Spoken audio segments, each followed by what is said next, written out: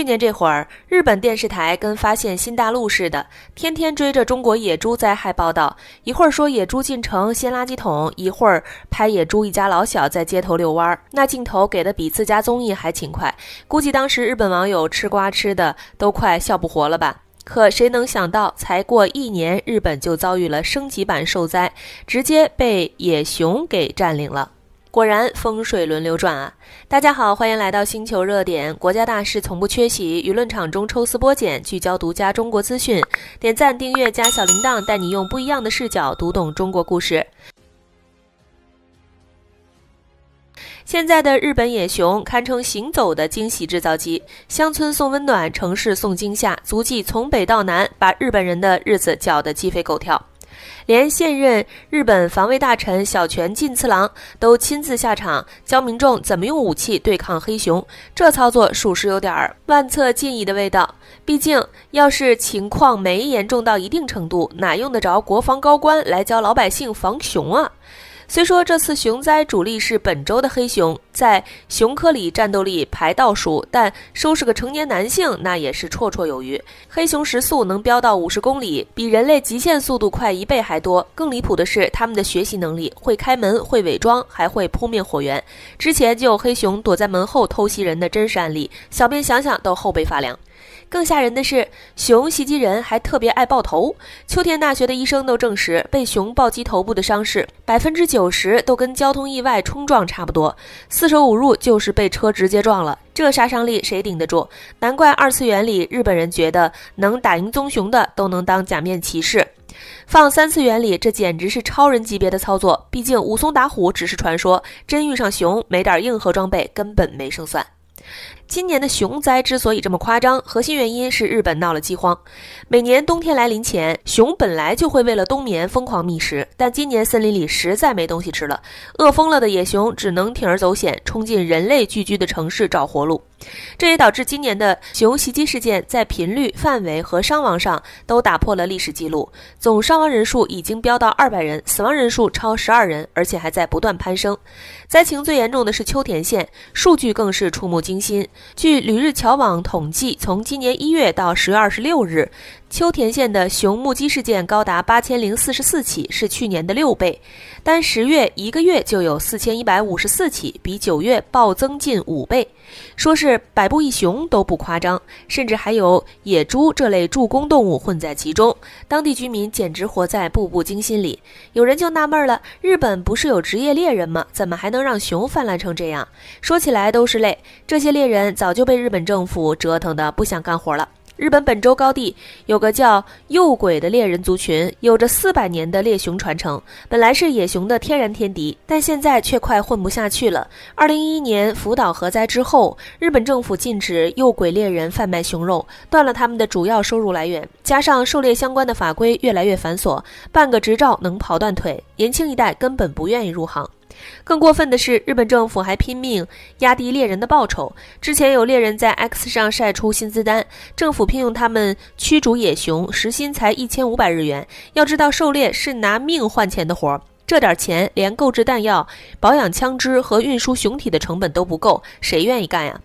北海道奈井江町的狩猎协会更惨，政府给的报酬是日薪4800日元，巡逻3700日元，开枪额外给1800日元。一天最多才10300日元，最后协会直接以报酬太少、人员难安排为由，拒绝了政府的捕熊请求。雪上加霜的是，日本政府还搞了个钓鱼执法。2018年，北海道猎友会沙川支部的支部长受沙川市政府委托去民宅捕杀棕熊，任务是完成了，但因为开枪时朝向过建筑物，直接被北海道政府公安委员会取消了持枪许可。这波操作让猎人寒了心，加上还得应付环保和动保人士的指责，搞不好执行任务还会被起诉公审，倒不如去开出租车，看大门，安稳又省心。没了天敌的制约，野熊自然变得越来越嚣张，不仅数量暴增，还彻底不怕人了，甚至有不少熊已经把人类当成了食物，因为一旦有熊尝到人肉的味道，其他熊也会跟着模仿。这种习性一旦养成，后果不堪设想。以前用来驱熊的熊铃，现在根本没用，搞不好还会被熊当成上菜铃。驱熊喷雾勉强有点效果，结果日本市场还闹出了伪劣产品风波。现在日本市民彻底慌了，以前觉得熊熊可爱的天真想法，早就被现实击碎。尤其是临近冬天，天黑的越来越早，晚上出门说不定就会和熊狭路相逢，简直致命。游客当然也没能幸免。今年10月，热门景区白川乡的巴士乘车场就发生了野熊袭击游客的事件，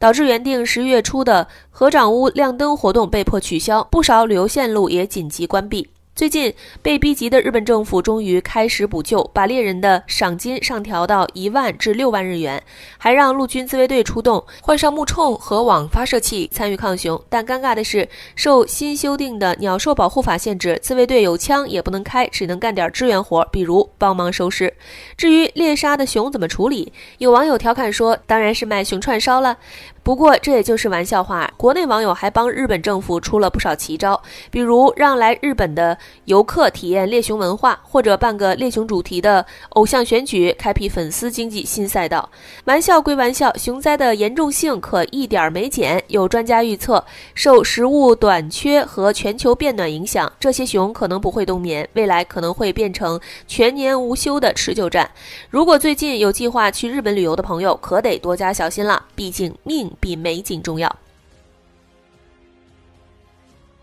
熊灾解决不了，那必须得找人背锅呀，找谁呢？没错，又怪到中国人的头上了。最近日本社交平台就冒出了不少离谱的说法，比如中国出口的驱熊喷雾是伪劣产品，加剧了熊灾；中国在暗中教野熊，农村包围城市，故意让熊袭击日本。好家伙，中国还能驱使熊了？我没听错吧？还有不少日本人将矛头指向了中国太阳能，称为了装太阳能板砍树，加上电池板的炫光，才让日本变得这么热，害得现在熊不冬眠，跑出来害人了。听着是不是有点道理？别急，稍微扒一扒，你就会发现这纯属无稽之谈。首先得说说这个说法是怎么来的。传播这个谣言的用户原文转发了一则 NHK 的新闻，但有意思的是，这篇 NHK 报道从头到尾都没提过中国一个字。这篇标题为带广，预计7月24日最高气温达40度，有中暑生命危险，严格警惕的报道里，北海道大学气象专家佐藤有则教授明确指出，高温的主要原因是太平洋高压显著西移，导致暖空气流入北海道，再加上焚风穿过日高山脉和大雪山脉时进一步升温。佐藤教授还补充说，北海道周围的海面温度比平均水平高4摄氏度左右，就算焚风减弱，高温也会持续，这才是创纪录热浪的关键因素。那网友怎么会莫名其妙把锅甩给中国太阳能呢？说到底还是脑补出来的。2021年，日本修订了个战略能源计划，目标是到2030年让可再生能源占比达到36%至38%，其中太阳能光伏占比要到14%至16%。但2021年日本太阳能光伏占比才8.5%，离目标还差一半，所以这些年一直在疯狂推进太阳能项目。而日本的太阳能发电板大多依赖中国制造商。本来日本民众对本土的大型太阳能项目就怨声载道。2023年能源政策杂志分析了5万多条推特，发现讨论大多围绕反对大型太阳能项目展开。民众担心这些项目破坏环境，也不信任政客和开发商。2024年，日本时报也报道，太阳能项目引发的反对理由五花八门：砍树装电池板会增加山体滑坡风险，受损电池板可能引发火灾，眩光造成光污染、污染水源、破坏生物多样性等等。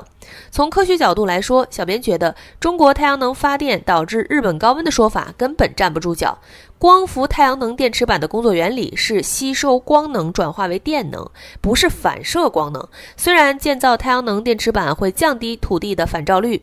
可能产生轻微的变暖效应，但2024年 Nature 的研究已经证实，大多数场地的太阳能电池板产生的清洁电力1年内就能抵消这种不利影响，而电池板的平均使用寿命有20至30年，整体来看对环境是有利的。